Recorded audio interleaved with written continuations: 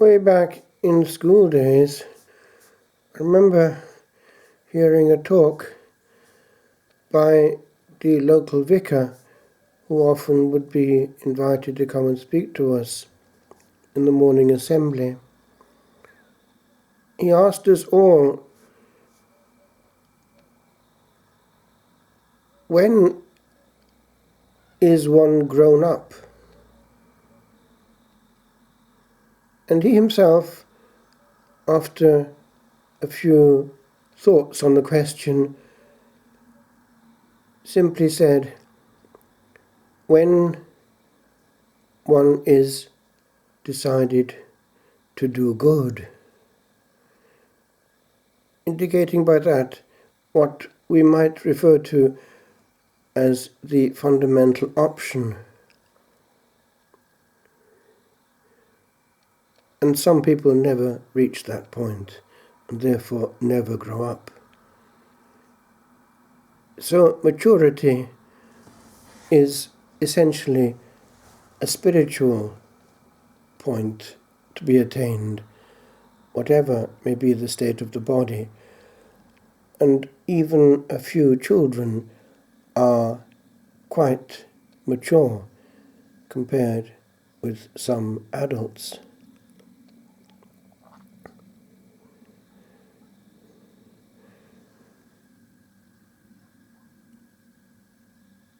Years ago, when tempted to leave the safe haven of La Trappe for the Carthusians, this is at the age of 22, I was told by the good monk who was forming me in manual work, in medio stat virtus, in the middle stands virtue.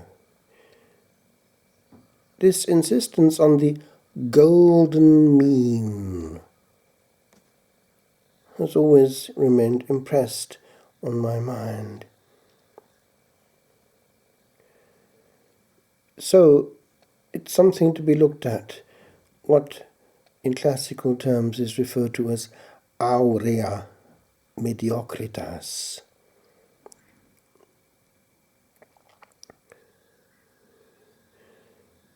In practice, there is an element that we need to acquire in modern life which wasn't to be handled before. It started when the modern means of communication started already in the years essentially after the war.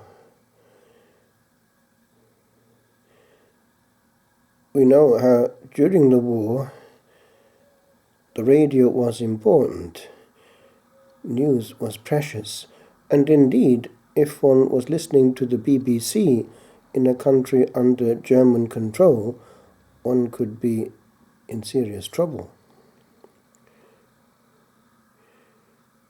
Families would be huddled around any kind of machine that would give them access to news directly, hoping that it wasn't too much filtered. But then,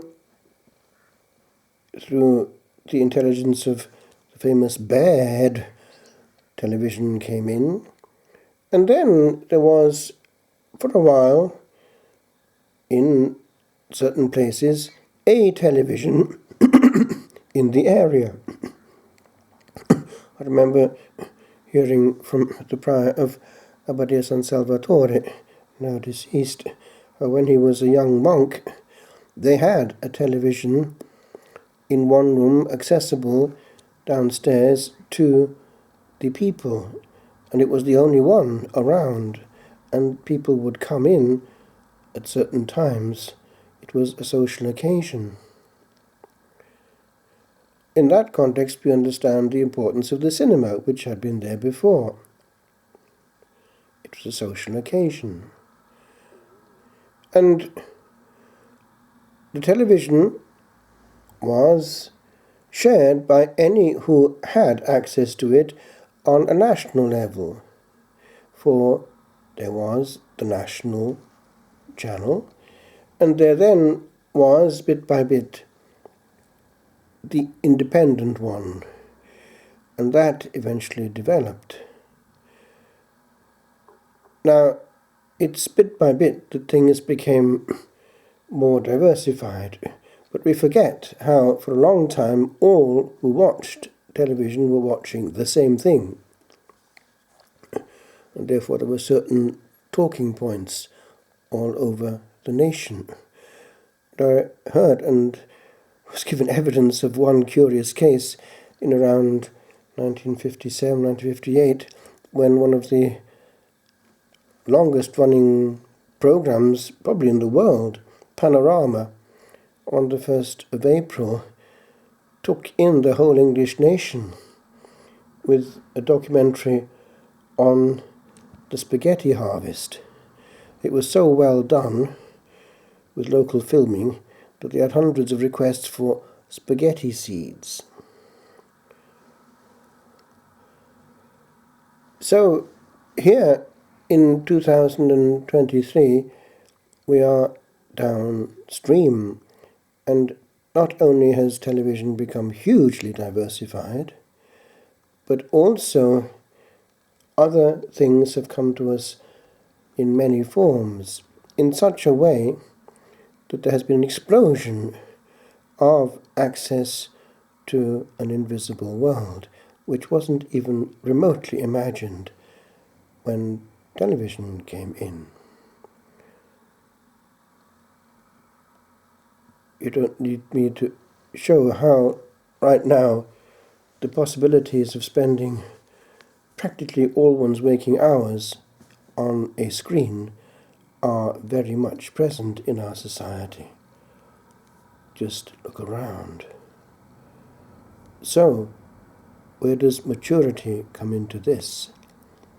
Because if it's not looked at, we too can find ourselves arriving at the tomb, our own big full stop, asking ourselves, where did that go so quickly? And the answer will be, into a screen. Oh, I didn't realize it was passing. It's a great time killer. And in civilized society, we have managed to cancel boredom, and thereby also silence. So there is a danger that we can go through life not realizing that we have no more interior life of our own, that all our spare time is going into someone else's soul, and we are thinking the thoughts of others. Very few realize the damage that can do. And so, when setting up the hermitage, I carried on the principles received at St. Antimo with regard to very strict use of any modern means, but had to add to them. In practice, only the mobile phone, and it's always off except once a day to get in one go all the messages. No television, and the use of the computer only for the YouTube being set up, with very rare exceptions and always for research or the equivalent, and no email. Therefore, only one mode of communication, a text message essentially. What does that give?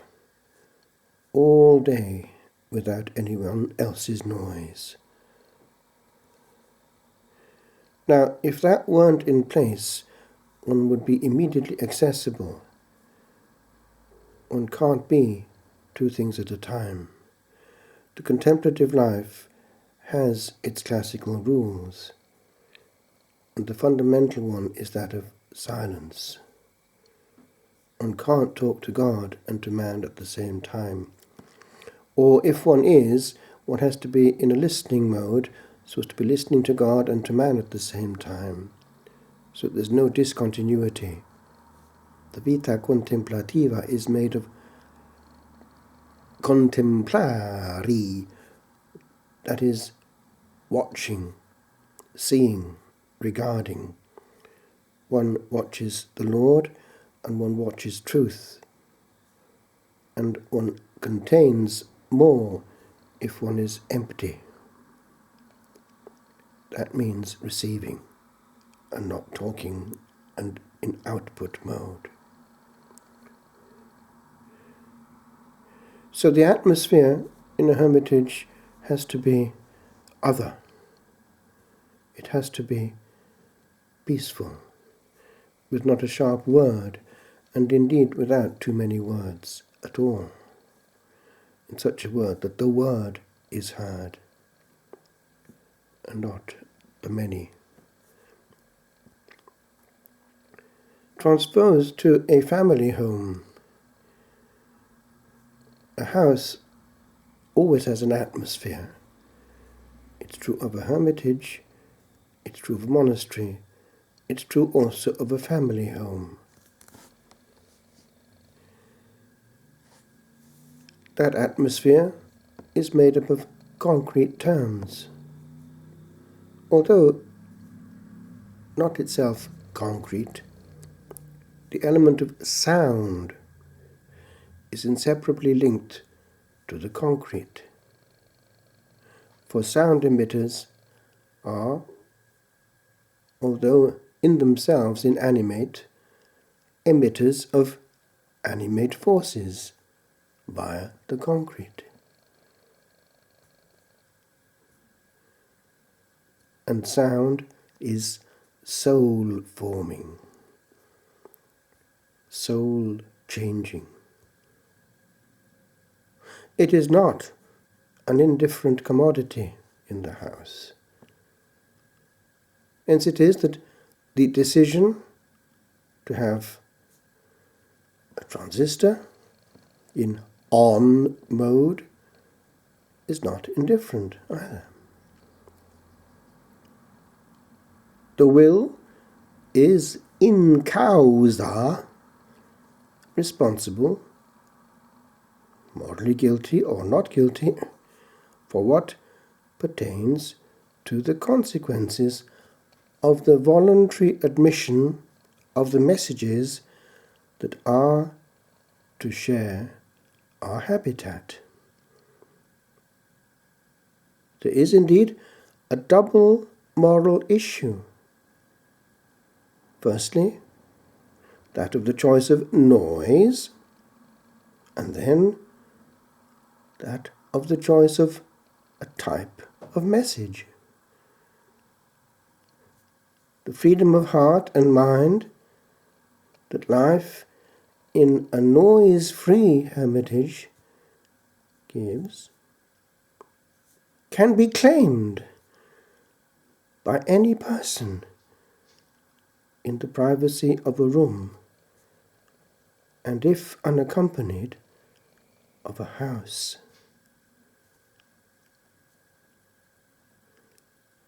There is a fundamental difference between noise-free air and sound contamination.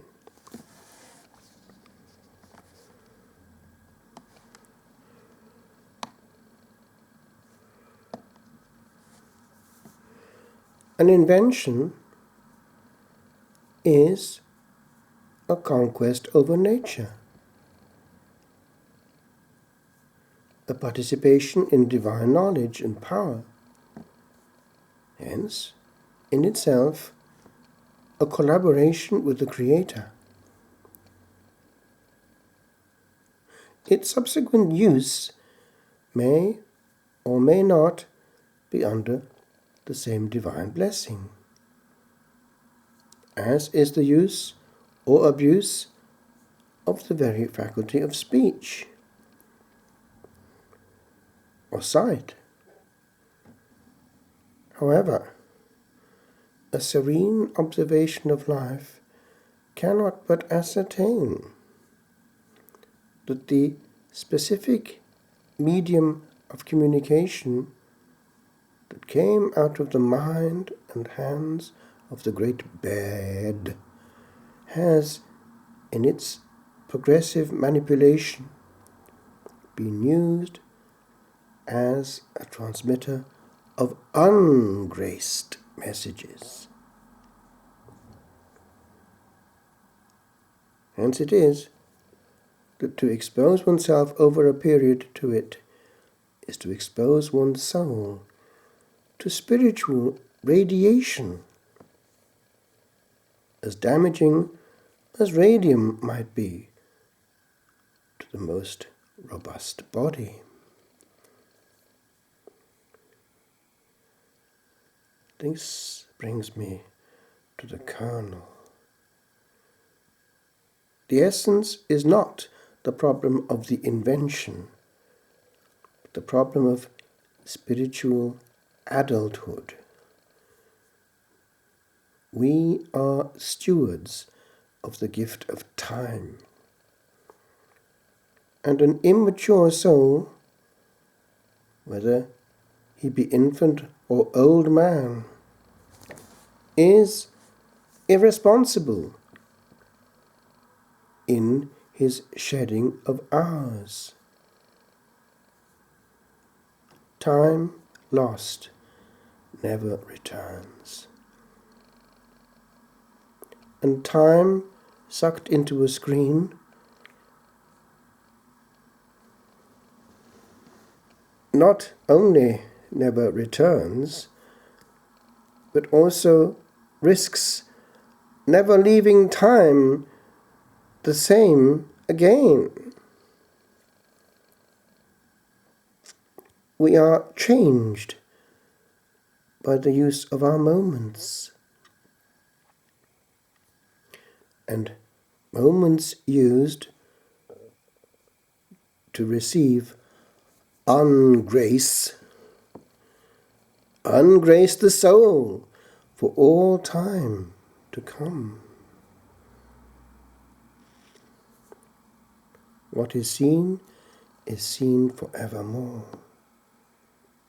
What is heard is absorbed forevermore. And if heard often enough, it will dominate other thought waves. And this brings me to the correlated issue of the conquest of the air. It is not by chance that Scripture speaks of the spirits of the air.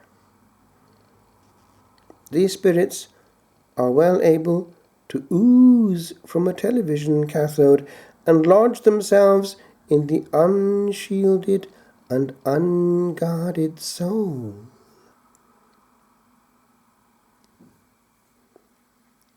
Multiply that by a nation, and what have we?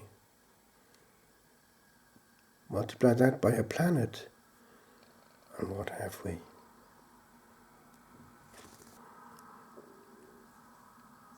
The prince of the powers that infest this air never sleeps.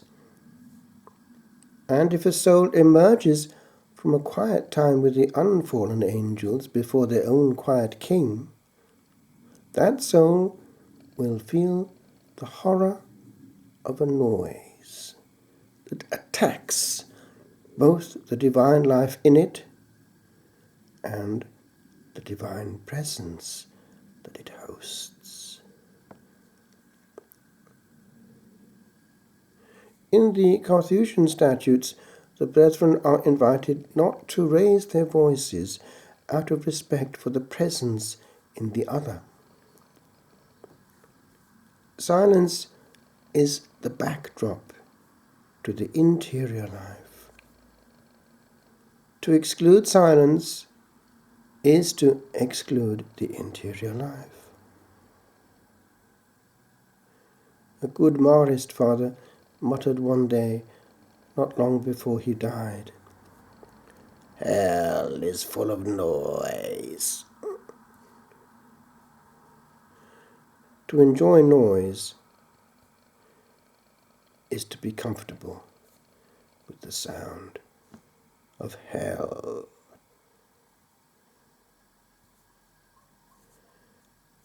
And his giving is gentle silence.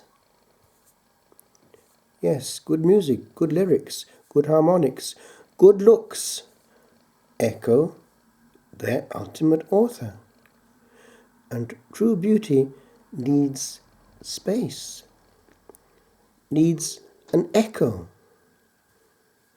to be appreciated. Too much feeling leads to an erosion of the interior sensory system. Hence it is that the hermit or the Trappist is powerfully moved by a written word or a chord struck that might leave a much bombarded soul indifferent. A simplified soul is a sensitive soul, an easily enriched soul. A noise-filled soul is like a body on heroin. It needs an ever greater shock if it is to feel again. Television in 2023 is faster and louder than it was when it came out of Baird's ingenious mind. Any preacher will tell you that has taken away the capacity of the average person to sit and enjoy a spoken message of any length.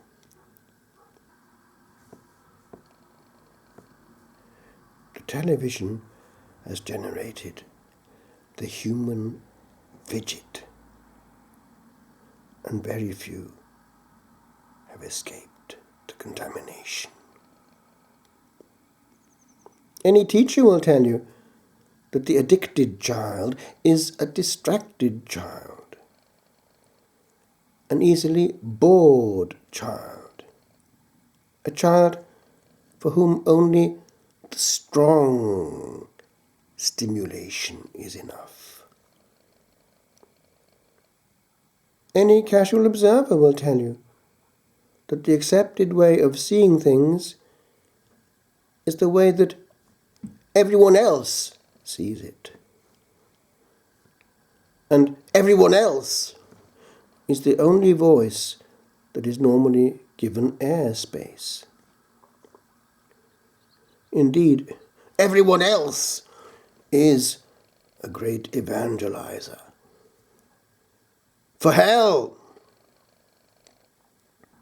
Hence it is that we need to think and stop. Stop and think. Before, with 1 millimeter of an index finger movement, we open the channel and the means of ungratefulness.